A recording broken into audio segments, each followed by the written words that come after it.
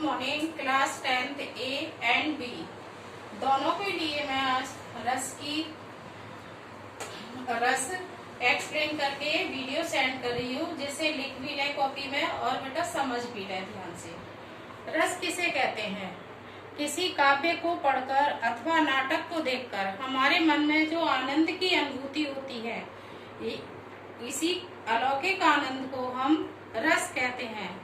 रस काव्य में रस काव्य की आत्मा कहा गया है। रस को काव्य की आत्मा कहा गया है। रस के अब अंग, रस के 4 अंग होते हैं: स्थायी भाव, विभाव, अनुभाव, संचारी भाव। अब देखिए, स्थायी भाव हमारे हृदय में जो स्थायी भाव सुप्त अवस्था में होते हैं, अनुकूल वातावरण होने पर सहसा जाग उठते हैं।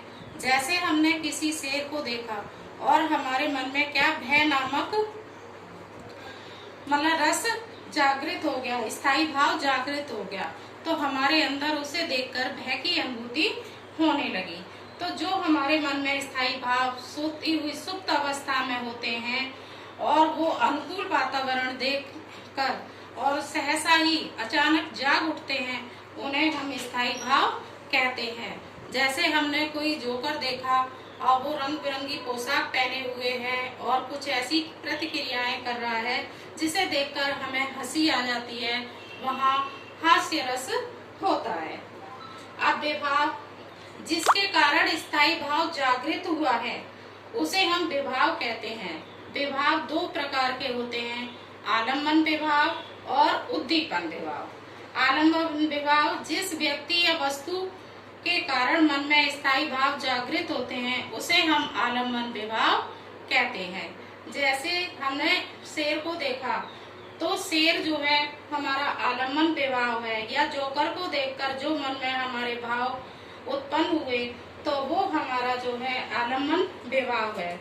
अब आता है हमारा उद्दीपन विभाव, जो आलम्बन द्वारा जागृत भावों को उद्दीपित करते हैं, उद्दीपन विभाव कहलाते हैं। जैसे शेर का दहाड़ना और जोकर की कुछ ऐसी प्रतिक्रियाएं करना जो सबको हंसाता है।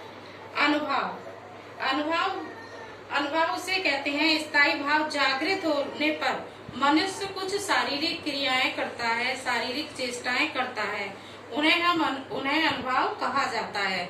जैसे शेर को देखा तो मनुष्य दौड़ेगा, भाग जाएगा, या मतलब जोर जोर से चिल्लाना शुरू करेगा, ये उसकी शारीरिक चेष्टाएं हैं।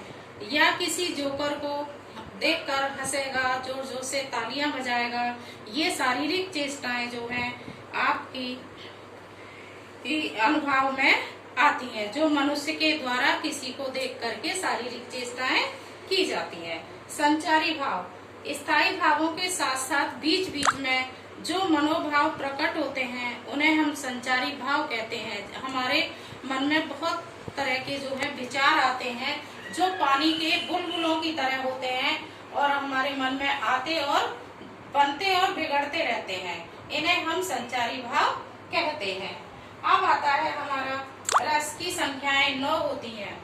रस व उसके स्थायी भाव 9 होते हैं। जैसे श्रृंगार का रति, हास्य का हास, करुण का शोक, रौद्र का क्रोध, वीर का उत्साह, भयानक का भय और बीभत्स का जुगुप्सा, अद्भुत का विस्मय, शांत का निर्वेद। आगे की वीडियो में जो है रस की परिभाषा सहित आपको भेजूंगी।